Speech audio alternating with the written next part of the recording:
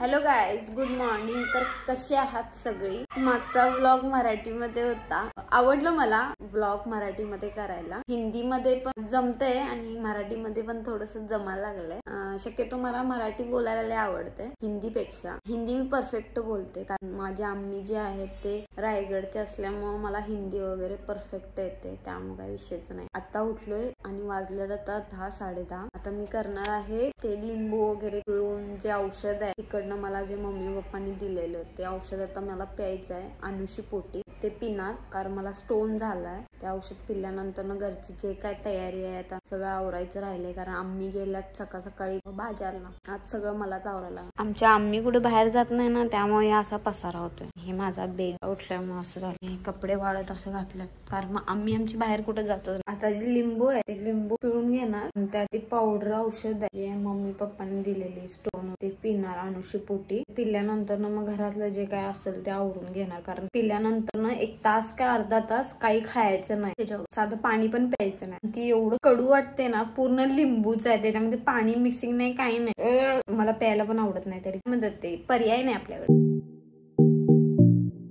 आता हे फक्त लिंबू पिळले, आता हे गाळून घेणार, ह्याच्यात हे औषध घालायचं। आता हे गटागट प्यायचं। त्याच्यावर आता काहीच खायचं नाही, काहीच प्यायचं नाही। एवढं काय काय सहन करायला लागले मला। आता हे सगळा पसारा आवरून घ्यायचाय मला।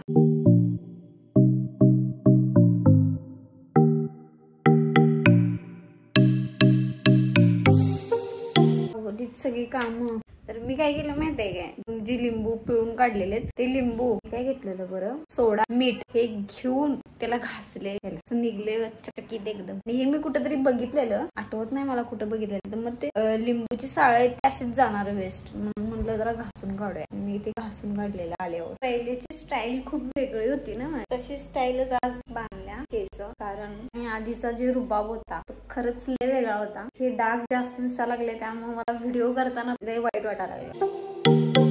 जाणार की नाही मला पण माहित नाही। डॉक्टर म्हणलेले मुंबईचे येईल म्हणून, कधी जाते काय माहिती। आता सगळी जेवणाची भांडी गरम करणार। काल आमच्या मम्मानं मला मसाले भात करून पाठवलेलं, चिकन वगैरे पाठवलेलं, तुम्ही तांबडा रस्सा वगैरे केलेलं, ते काही खाल्लंच नाही। आता मी आणि आम्हीच आहे, त्यामुळे जास्त आम्हाला काय लागत नाही। त्यानंतर आता हे आवरायचं आहे। बाकी घरातलं काय साहित्य राहिल्यात, काय संपल्यात ते पण काय माहित नाही मला। आज सगळं काढणार आहे, काय लागते काय नाही लागते बघून। ते मसाले भात कालचा राहिलाय, त्याच्यात काय करणार होता मी, एवढा मसाला भात राहिलाय, तांबडा रस्सा भातालाच घालणार मस्त तांबडा रस्सा। तांबडा रस्सा घालायचा आहे त्याला, अशीच कडू त्याला।